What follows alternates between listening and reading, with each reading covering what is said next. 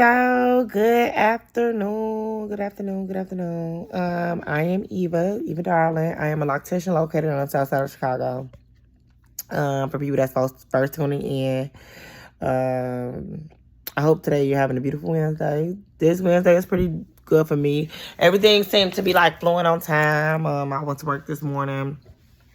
I'm back at home right now in between clients before I go get Ivy from school. I got something on my nose.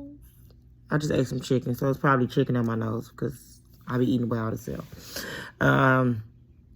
My hair is wrapped up because I'm trying to make my hairstyle last to Sunday because my friends have an event on Sunday, and I want to look cute. So I keep pausing. So today's video is about like friendships and relationships. So this past Monday, I might say I usually don't get this in detail with life, but this is gonna be a detailed video. So this past Monday, made like I don't want to say a year anniversary because I feel like anniversaries is something that's usually celebrated, and it was not something that I celebrated. So a year ago, on Monday, the guy that I was dating, he had told me that my best friend, that was my very close friends, I wouldn't say we were friends for a very long period of time, but we had became very close within the time period that we were friends.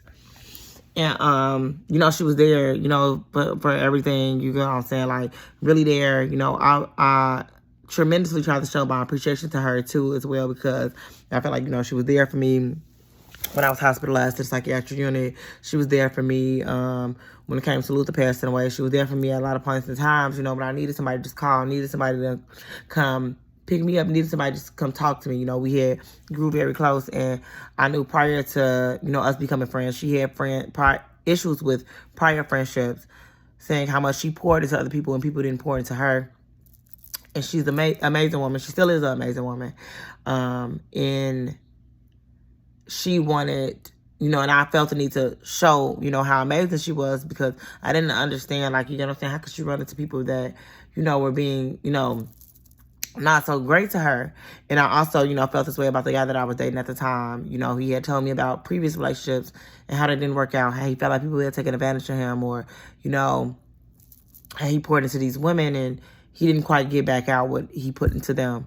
And I think when a relationship kicked off, I had really like pouring myself into him, because I feel like everybody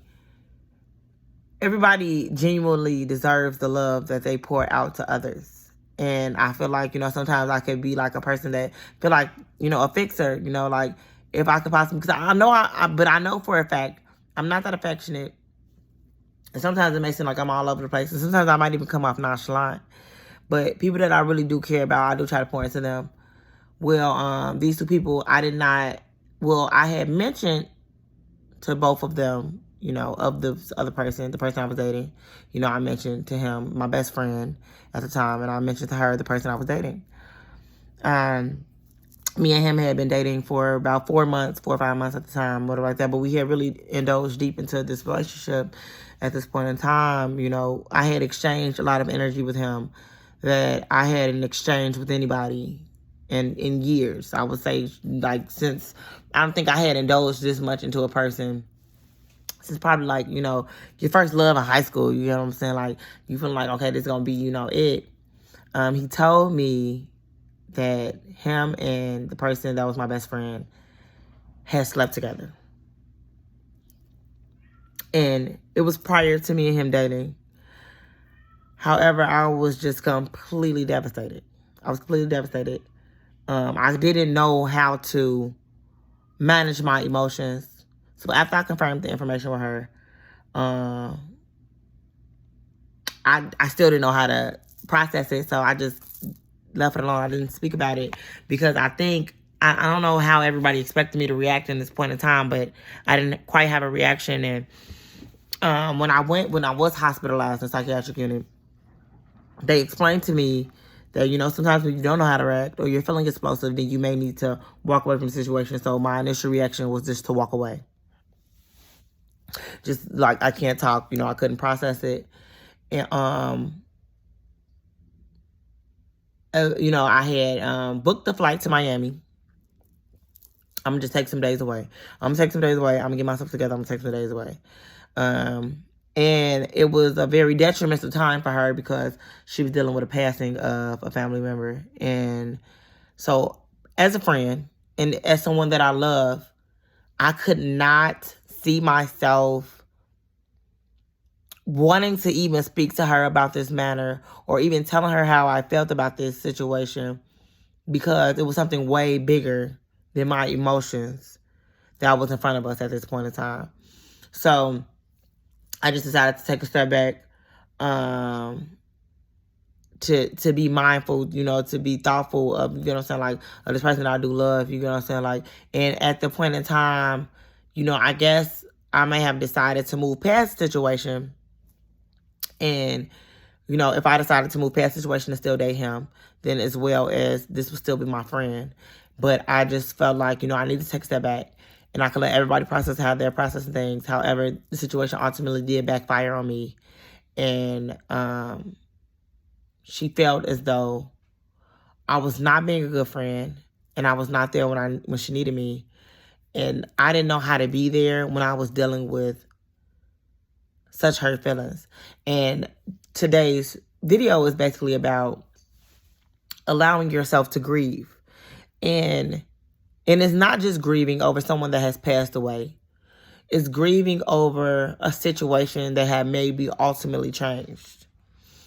And I didn't allow myself to, like, and that's one thing, and it hit me so hard this past Monday because I never allowed myself to grieve over the friendship, because later on down the line, the friendship did fall apart because she felt as though I was being standoffish. I was acting funny. I was not there when she needed me, and I didn't know what to do. I didn't know how to be there, you know, and I did, and I was still dating him at the time. And I think that me and him continues to date, you know, actively because of, like, you know, he pursued the situation so much. So, you know, we jumped into, you know, in those, but it was like I didn't want to not be friends with her. But I guess, you know, I wasn't moving. I didn't allow her I didn't communicate this with her. Like, you know, I still want us to be friends, this, that, and the other. It's just something that I'm moving past. And so it did fall apart. And I feel like I never really grieved the situation, like, you know, because I still encounter this person and stuff like that. And I think about this often. And I think about it probably even more so because the relationship also ended.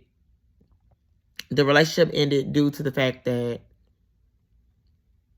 sometimes analyzing the situation, and I didn't do much analyzation with the situation. I went back to work. You know what I'm saying? I went to work. I went to do this. I went to Miami. I ran away from the thoughts and the feelings that I felt. And what I didn't realize when I was running away from the thoughts and the feeling, that ultimately this was not something that I could deal with in longevity. You know, like, I no longer felt comfortable in this space with him as a mate and with her as a friend. But instead of eliminating myself, I thought that I was mentally strong enough to withstand a situation as such. Because in this moment, and in that moment when he told me this information, the trust was completely broken. And it wasn't like, you know, people were like, well, at least he told you. But he told me after months of knowing that me and this girl was friends. And I had expressed information to him, you know, to let, you know, to make him allow him to make a choice, because it was something about my past that he needed to know prior to us dating. And I felt like I was not granted the same opportunity. So this was not something that I could quite deal with, because I no longer trusted him in the same light that I trusted him before he told me this information.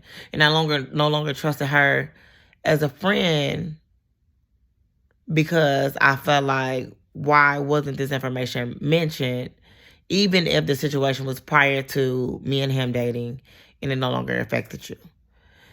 So I sat there on Monday, and I just sat there in those feelings of grievement, because it's like, you know, sometimes we don't feel the need to grieve the situations that, you know, of people that are still, you know, present in life. But this ultimately had a huge effect on my life. It had a huge effect on how I view relationships. It had a huge effect on how I view friendships, and what exactly it meant to be loyal in the case of my friends or relationships. So I would say that sometimes I want to use the phrase like put our foot in our mouth too soon, because we agree to things that ultimately we can't withstand. Like this person, for example, your mate cheats on you. And you're like, okay, I'm going to move past this. But then you're not noticing how many insecurities this has ultimately caused for you. Because it's not that you're insecure, it's that this situation makes me insecure. Or I'm insecure with you. I don't feel security with you because ultimately I feel like that if, if someone comes around, that you might step out on me, or you might do this prior to it happening. So some things you have to realize if it's a deal breaker or not. That situation was ultimately a deal breaker. I feel like after that, it was no way to mend those two situations, even though I did try. Well, I wouldn't say I tried at the relationship as much as I tried at the friendship. And I tried the friendship so much because ultimately, my friends, I don't know, like I've never experienced true love outside of friendships. So I do hold my friendships to a high standard. You know what I'm saying? Like I love my friends. My friends have shown me genuine love. My friends have shown me like what it is to be genuinely loved. So I do, really, take that to heart. And I felt like I was doing the right thing in the midst of these emotions. And I realized that I wasn't being vocal. I was being very indirect. I was being very standoffish because I was experiencing something I never experienced before. And I noticed that is, a character thing about myself, that I completely shut out when I'm going through something I never withstood before. But I say all this to say today's videos is basically about when you are in the midst of experiencing something that you have never experienced, that you really need to take the time to analyze, is this a deal breaker? Can I withstand this? Can I move on from this? Is this going to create insecurities that I have not had before? And that comes to friendships. That comes with jobs as well. You get what I'm saying? Like if your manager keep doing something and you just feel like, if I react to this or if I don't accept this, any of this, my job on the line and stuff like that. So you do really need to analyze this. And it also goes into that one of my close friends, he sent me a video earlier this week, and it was basically like, don't think that you have so much control that you can allow things, like basically you can allow a clown to infiltrate your cycle and it not to turn into a circus. Don't think you have that much mental control that you could just keep withstanding things that mentally hurt you and you just never hit the breaking point. That's what today's video was about. I hope the message is processed the way I was trying to relay it. But everybody have a happy Wednesday. I'm going to take a quick nap before returning to work, and I hope you all have a beautiful day.